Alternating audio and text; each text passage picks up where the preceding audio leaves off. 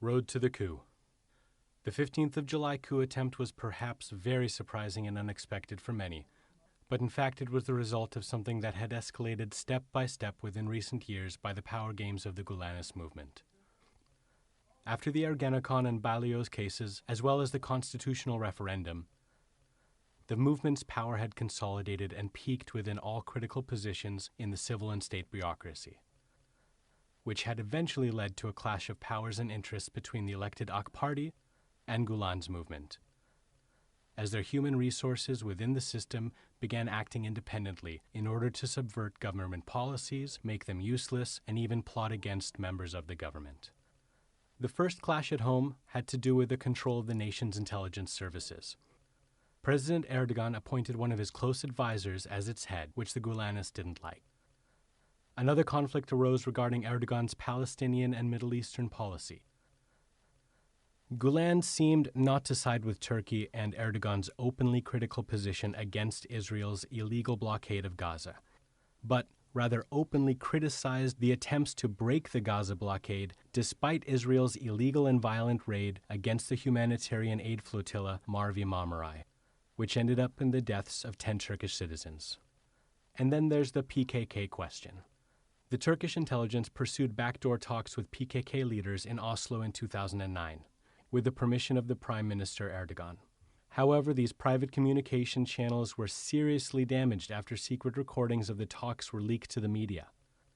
As a result, the head of Turkish intelligence, a very close ally of Erdogan, was called for investigation by a Gulenist loyal prosecutor for his involvement in talks with the PKK. That moment, Erdogan realized that he was the real target, as the power behind the negotiation policy. The next big attack came after Erdogan announced the abandonment of private preparatory courses in educational systems.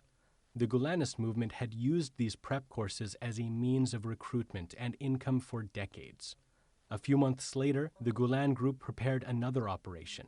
Members in the police force and judiciary conspired to frame Turkish cabinet ministers as well as some of Erdogan's allies and family members with trumped-up charges ranging from corruption to terrorism.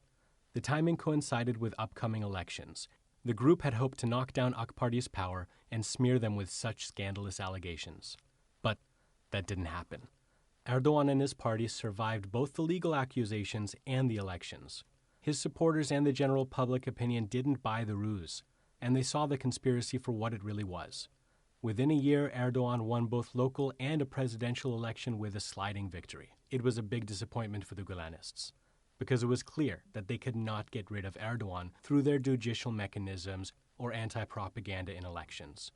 Worse than that, Erdogan openly declared a war against them, or the, quote, parallel state, as he called it. So, they had one last resort, which they hadn't tried. A last measure that could be lost if they acted late. Yes, it was crazy. It was frantic, very bloody and risky, but it was also possible. They were confident that their friends abroad would support them towards their united goal. So in a last-ditch effort to win back their losses, on July 15th, 2016, well, we all know what happened.